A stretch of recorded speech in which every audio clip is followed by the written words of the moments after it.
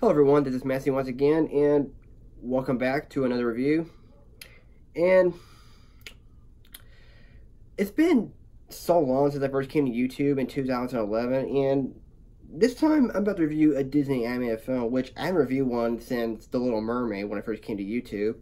But now, since we have the release of the live-action remake of The Lion King, why not talk about a film that's 25 years old, and to celebrate for its 25th anniversary, I get to talk about the original Lion King.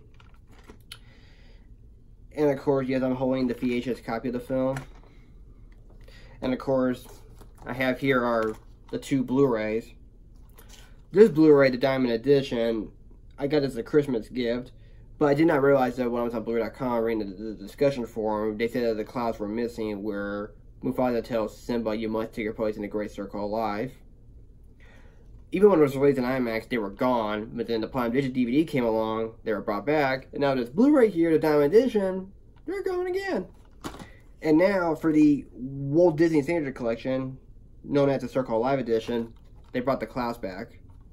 And I did put this Blu-ray in for the first time, and yes, the clouds are back in on this. But I'm still going to keep this for backup, in case it gets a scratch or something. So, to start off my fondest memories of this film, The Lion King, during that time, I grew up watching Disney films, and I love Disney animated films. Even when I was in that picky stage, I was just like, Disney, man, it's so kiddie-ish, it's all for babies. But of course, this is one I could easily sit through, but most of the time, I've been watching nothing but Fantasia. But then around 2010, when I was into my junior college years, I started revisiting all the Disney films and forgot how great they are. And even watching it today for the first time on Blu-ray, it still is a great movie. And I had a lot of fond memories with this film, and I grew up watching, and know the songs, know the characters in the animation. And while Fantasia, of course, is my favorite Disney animated film, but I've had to pick a Disney film that has a beginning, middle, and end. Especially during the Renaissance era, I know people say Little Mermaid or Beauty and the Beast is their favorite, but to me, this comes close to being my favorite Disney film, but I still stand by Fantasia is my favorite. I have not seen the live-action remake, but I've been hearing mixed feelings about it. Some people liked it, and others just like, it's so much like Gus Van Sant's Psycho. So, but anyway, without further ado, here's the backstory of the film and how it all came to be. During that Disney Renaissance era, after Little Mermaid, trying to bring Disney back to their A game, which of course there's a documentary about it called Waking Sleeping Beauty. If you've been watching it, great documentary by the way, I highly recommend it. After doing films like The Little Mermaid and The Rescuers Down Under, as well as Beauty and the Beast and Aladdin, there were two films in the works, such as Pocahontas and The Lion King. The executives of Disney really had no faith in The Lion King, because The Lion King was just going to be a film that nobody wanted to see. This is going to be some experimental B movie, whereas Pocahontas, they thought it was going to be the big hit. It was going to be the most successful Disney film of all time, and it's going to have everything everyone loves, Indian culture, West Side Story meets Romeo and Juliet. But as soon as development progresses, they actually make this one scene that's very pivotal to the film, where Mufasa tells Simba that he must return home. And now they realize that this film that they're working on, The Lion King, is no longer a B movie, it's what it was. It was now officially becoming an A+ feature. And the original title of the film wasn't called The Lion King. In fact, it was originally going to be called King of the Jungle, but it didn't make any sense, so they changed the title to The Lion King because there was no jungle. And this film was going to be the first original Disney animated film to have an original story. Well, it took inspiration from the Bible of the lives of Moses and Joseph, as well as William Shakespeare's Hamlet. And the music itself, Hans Zimmer, he originally was not interested in scoring an animated feature film. Until they told him what the premise of the film was going to be, he was moved by it, especially it reminds him of his dying father. He just realized that he had to work on this film, and he considered this film to be one of the greatest experiences of his professional career. And the film's opening sequence, the well-known sequence of the film, is called The Circle of Life, where they started testing it, and they loved it, and so I used that for the film's trailer. Even the audience responded to that trailer. They were very positive, and they're like, wow, I gotta go see this movie. And of course, the film came out on June 15, 1994, and when that film came out, it just earned critically acclaimed reviews by critics and audience alike, and it became a box office phenomenon by making $312.8 million against its $45 million budget. And the film itself, it'll be reissued twice in IMAX around December 25th, 2002, and then be post-converted in 3D in September 16, 2011. And for its lifetime gross, it just made like $422.7 million and making $968.4 million worldwide. So, yeah, when Lion King came out, it was more the big hit, but when Pocahontas came the year after Lion King, did not reach out the same level as The Lion King. So, not much love for Pocahontas, but there was much love for The Lion King. Of course, when The Lion King came out, it did gain a controversy, which I was not aware of, which I first noticed on the Pokemon VHS, which my memory is pretty vague, that the film itself was similar to a Japanese anime series called Kimba the White Lion. Although the animators at Disney were not very aware of it, and I wasn't aware of that as well. The film itself was nominated for 4 Academy Awards, but only winning 2 Oscars for Hans Zimmer for Best Score, and the song was nominated 3 times for Circle Live, Hakuna Matata, and the song that Elton John sang, Can You Feel the Love Tonight? But the winner was Can You Feel the Love Tonight?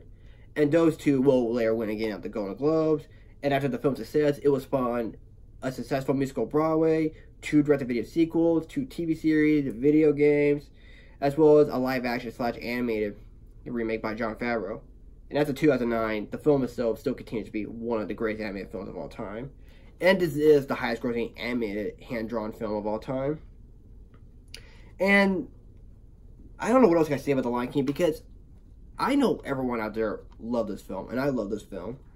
I mean, sure, yeah, not anyone can agree on it. People can say, yeah, that movie's overrated. I don't care about The Lion King. I'd rather watch this film and that film, like Beauty and the Beast and Little Mermaid and Cinderella, and that's fine with me, but I know not everyone's going to be on the same boat. And The Lion King, the animation of this film is breathtaking. It's beautiful to look at. I do love the epic scope of the film, especially it makes you have this feeling that you are in Africa, especially how bright and the rich colors and details and the characters design, it's all beautiful. And I thought the voice acting is just fantastic. I thought Jeremy Irons was just having a blast for playing this role of Scar, and he considered that to be one of the best roles he's ever done. I thought Nathan Lane and Ernie Sabala both played very well as Timon and Pumbaa. Johnny Terry Thomas played a pretty good young Simba, but like he was very natural, and he actually is not annoying. He was really good and not bland, as what the Nostalgia Critic says, as well as he says about Matthew Broderick's performance. But I can agree or disagree to him on that. So to me, I thought Matthew Broderick really is Simba, but this is before I even knew he was in Ferris Bueller's Day Off.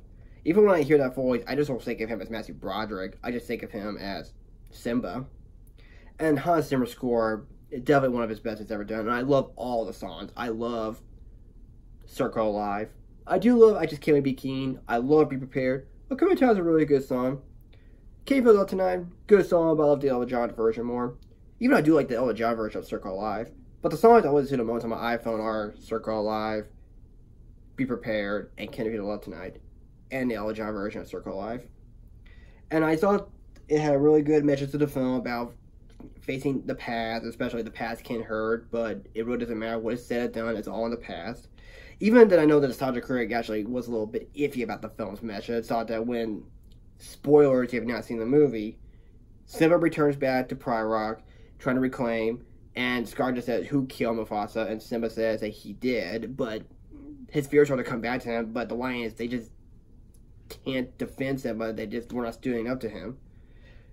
But to my defense, I will have to disagree with him. It's just that they just don't know who to trust, either Simba or Scar. And Scar here, he was only doing it just to mess with him, just to manipulate him so he can still remain king and not let Simba be king. So, as much as I love the Nostalgia Critic and I do enjoy seeing his videos, but that's just one of the things I disagree with him on. I mean, he likes the film, but he doesn't love it. But again, agree to disagree. And the movie itself is pretty funny, of course, especially you have Timon and Pumbaa being the comic relief. And I thought it had a pretty good message, as I said before.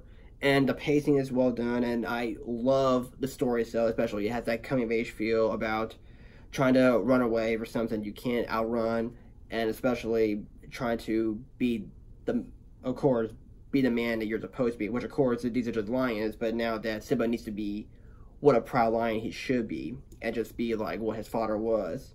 So it definitely has a coming-of-age feel to it, and it really has a nice heart to it. even when I watch a live action remake, it won't feel the same as this film did. I will not feel the same as I have with this film. You know, I'm not going to trash those who actually have seen a live action remake. But what I'm trying to say is, originals will always be the best. But if you're going to do a remake, you got to at least try to bring something new to the table. But from what I've heard for that remake, it just doesn't sound that promising at all. I mean, sure, yeah, remakes can be better than the original, but still, the originals will always be the best. And The Lion King, to me, I would consider this to be a timeless classic. It has a timeless story, memorable characters, great music, breathtaking animation, the scope, the meshes, and the heart of the film. The Lion King, of course, it was this close to being my favorite, but this is my second favorite. But during that Renaissance era, this is my favorite. And I think this is my favorite, the Disney Renaissance era, where following from The Lion King, number 2 will be Tarzan, then Little Mermaid, Rescue Thunder, Beauty and the Beast, and Aladdin.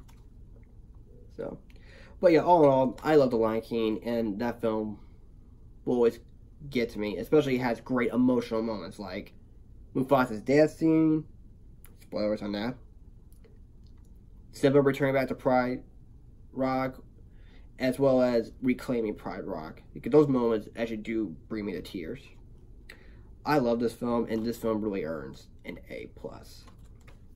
So that's my thoughts on The Lion King. Let me know what you think of this video. Do you like it? Do you not like it? And let me know what are your thoughts on The Lion King, and what are your favorite moments of that film. Feel free to put your comments down below, and don't forget the subscribe button. Thank you for watching, take care, and happy 25th anniversary to The Lion King. And there is one final thing. Watching this film, especially I mentioned about the animation, you couldn't help yourself or even tell how beautiful it is. Even with today's animation, while CG animation is great, it'll never be the same as what this film did when you see everything's all done by hand. Especially like the Iron Giant or Fantasia or Snow White. Because there's always such an appeal to hand-drawn. CG's great, but there's always such an appeal for hand-drawn. But if there's any filmmakers or animators out there that want to give out the hand-drawn animation, go for it. But anyway, now that I got that out of my way, next up, it's a film that I want to review, especially it's been 80 years since this well-known superhero came out, and he is my favorite, and I'm going to review the ones I know. The one that's in live action, and one that's supposed to be the real deal. He is a crime-fighting detective. He hides in the shadows. He is vengeance. He is the night. And he is Batman. And that's coming up next. Thank you, and I'll see you later. Bye-bye.